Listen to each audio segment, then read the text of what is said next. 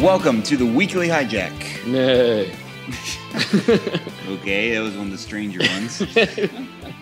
Okay, so this is what Kate did. What Kate did. This might be one of my favorite Kate episodes. Really? I don't know. It doesn't help me feel any more sympathetic. No, but I think it's a really strong episode. I'm not saying it's like super sympathetic for it, but it's for me a very memorable Kate episode. It's a really different one. Like, there's no big pressing like thing going on. It's very, very just Kate kind of dealing with her past. Yeah.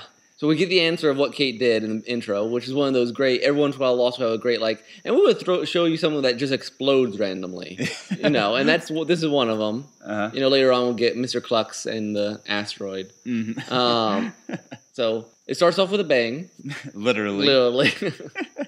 It's interesting because in many ways, especially the first half, is very much about in almost subliminal, not like subtly, all the reunions. Like, you got Kay and Jen back, and you see Rose and Bernard, but simultaneously, and then Sawyer has the I love her scene, and then you got Barry and Shannon. Yes. We got a lot of these, like, relational things. I mean, touching base with a lot of people. And then we got the whole Jack, Kate, kiss confusion. thing. Yeah. So there is certainly on one hand is this very relational, like, rearrangement. And then I think another thing is, we have that interesting scene where Jack's chopping wood and Hurley's like, dude, that's called transference. And there's a lot of that. With Kate's, she's putting Wayne on Sawyer, and then there's this, whatever she thinks the horse means, and there's a lot of this, that kind of theme going on. A lot of ambiguity, too. Even for Lost, this is one, a lot of interesting things, but I couldn't tell you exactly what any of it's supposed to mean. Yeah. Like the Sawyer saying, "Why did you kill me?" thing.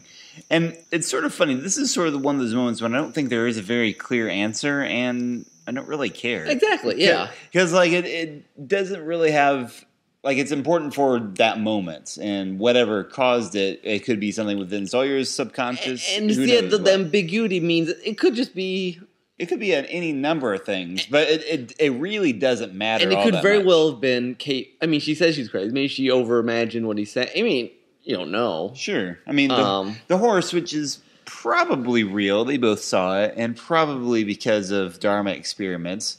Again, we don't know. Again, it doesn't be just crazy island visions like Walt, too. It's possible, yeah, because multiple people saw Walt's vision. Yeah. So, who knows? But, again, who cares? The point is, it sparked a memory in Kate, and I think that it could be argued that's why. It's at that level of island magic where it's like, you kind of just accept it because it's working with the characters. The island just seems to have the characters' DNA? Yeah, it's like it's constantly trying to see who they, help them work through things. I mean, that is kind of, we always talk about the Man in Black and Jacob, but the island itself is... Yeah.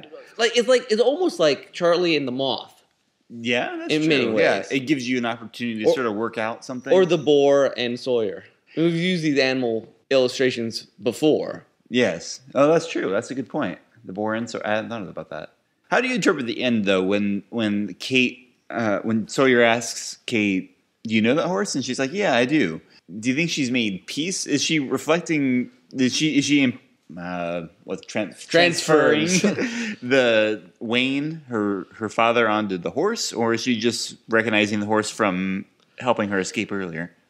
I don't know. I mean, you could make arguments for either one of those, and I think I'd probably buy it. Because it strikes me that part of the reason Kate runs is that she still doesn't fully believe she did anything wrong.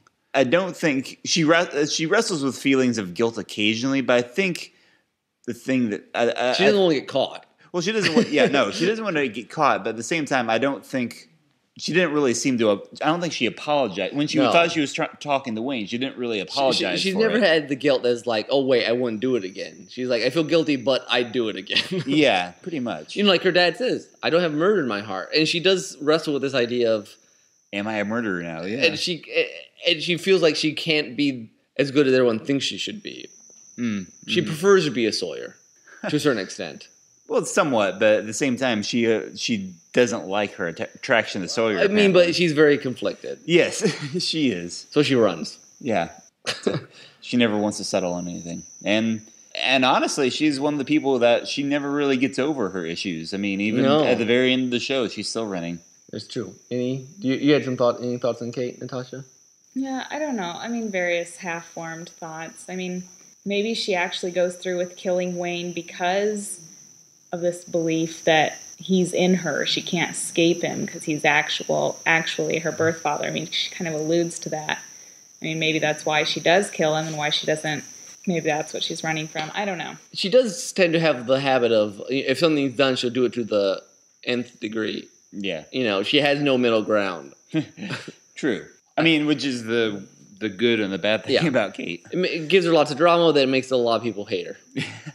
Well, I mean, she pushes for action to get. She's not going to be a complacent one, which Yeah, there's something to be said. There's some good things there, but then also slow down, woman. It's so great when she leads Sawyer out. He's like, "You're tricking. We're really rescued, aren't we?" And he's like, "No." And then we have to go to the Echo Locke thing. Okay. Yes. If I had one thing I could wish is another season of Echo. Oh, the way they could have played, because him and Locke are kind of on the same page, but Echo's so much more grounded. I mean, Locke is in this sort of area of like, I'll just believe anything and believe. Mm-hmm. And like Echo does the whole Josiah finding the Book of the Law Bible story, which rather obscure, so super kudos to the writers. Yeah. Interesting choice. Yeah, I mean, it's an interesting story, but it has nothing to do with what he goes on to say. That's what I was going to say, is that it's interesting because it's a long story, and it really is not necessary by any means, except possibly to establish his character. Who Echo is. Mm-hmm. Because honestly, it's very loosely necessary. Yeah. You can sort of imagine with the two of them as having assumption that they would find something more revealing about the hatch in the excerpt he found. Yeah. Which really didn't have, like, after done, they exchanged looks of, like, is that it? Yeah. but it was important for, it led right into Michael, and yeah. And Michael's on the computer communicating. It's very interesting and it's hard to know what the Dharma video, how much of it's trying to be truthful, how much of it's just trying to play with the heads of the people in there. I mean, like, might lead to another incident. I'm like, really? Or is it just to put fear into you? Or is it because others can hack into it? Or I mean, that could be a genuine concern of theirs. I mean, the hostiles, they would call them, were a threat a lot of times. Yeah, that's true. So you don't want to communicate with, look, Dharma's not talking to you, so don't talk to anyone. Yeah. Yes, that is entirely possible. Or someone to lure them away from the computer and leave the hatch. Yeah. Which, Michael, Yeah. That happens. Yep. But yeah, Echo is just interesting, and Locke's going all, and I think Locke goes into how's the coincidence, and then Echo's like, don't mistake coincidence for fate. It's almost like he's cautioning him not to read too much into it. Isn't that how you interpret that phrase? Don't mistake coincidence for fate. That's what I thought. Oh.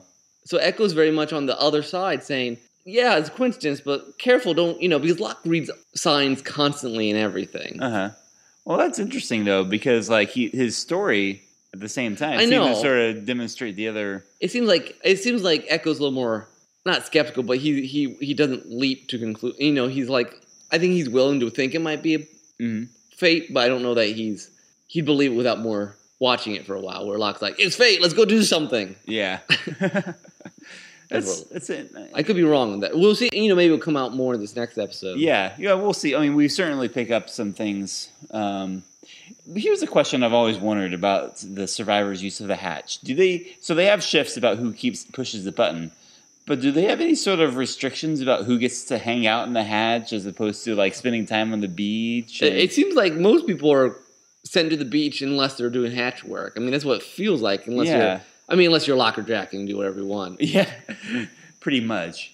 I mean, you do get a sense from people like Rose that some people have there's a weird vibe about the hat. It's odd. And I mean, I have to say, like, I love this is a funny thing to praise, but I love the ambient sound, ambient noise of the hatch. Anytime there's no dialogue and they're kind of quiet, there's this like hum over, and it's a very strange environment, and that captures it well. Every time with this hatch, we saw several new things. Got new video.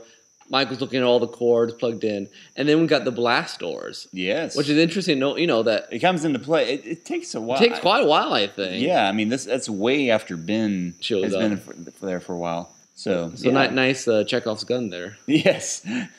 But yeah, they it's very interesting. The first half of the season, they set up a lot of things in the hatch. And the second half of the season, they pull the triggers on the guns, on the button, on the doors, on the failsafe, on the the Shinor electromagnetic stuff. Mm-hmm. It's a nice use, dramatic building up and then paying off of that. Yeah, unusual sort of episode, I think. A nice, I want to say breather, because it's not exactly a relaxing episode, but it's, It does seem in some ways like the last two, what Collision, was that the last one we did? Yeah. Mm-hmm. No, that was kind of like wrapping up the whole tale. The whole tale, collection. First third of the season. And this is almost like, okay, it's a standalone K episode, but it's also with these hatch things and Michael setting up the next kind of arc of the season. Yeah, kind of. It's like a new beginning with a little moving stuff around. Some moving pieces, a little unwinding, a little rewinding. But there's a lot of moving parts in this episode. I'm always amazed how many different things can get moved in one episode. Yep. I like the scene between Jack and Ana Lucia there at the end. Oh, yeah. With the tequila. Nice to reconnect that. And it's very interesting. I mean, I didn't really make this connection before, but you have these two murderers, and you almost feel more sympathetic for Ana Lucia, as much as we don't like her character in this episode, than you do for Kate. I mean, maybe not everybody feels that way.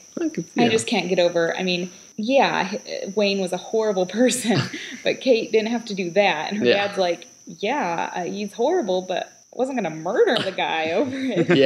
Yeah, Ana Lucia murdered someone back home, too. But right, that's what I was saying. They're both murderers, but you almost feel more sympathetic for her in this episode. And that's just because we see Kate doing her thing, which is awful. And then in this episode, we see poor Ana Lucia ostracized and Jack having pity on her. Yeah. Absence makes the heart grow fonder.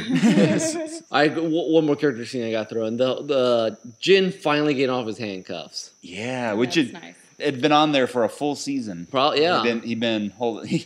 The actor himself was probably like, "Man, I'm not gonna miss this thing." And then he holds it up to Michael, and that brings their relationship full circle. Yeah, which is really nice. Yep. Especially since I don't think there's a whole lot of Michael and Jin stuff from this point forward. Yeah. I don't think they interact together a whole lot. Michael doesn't interact. I think he runs after this. I don't think you see much more Michael at all. It's not right away, but I forget when exactly it happens. It's pretty quick here, I think, after he gets the message. Could be. But so we're only going to have time for one episode tonight. So we had a long single episode here. So yes, which is too bad because next time is one of the greats. So 23rd at the Psalm. Looking forward to it. So you can be looking forward to it too. Join us next week for the Weekly Hijack. All right. Thanks a lot, Nick. Oh yeah. And this is Tim. Bye. Bye.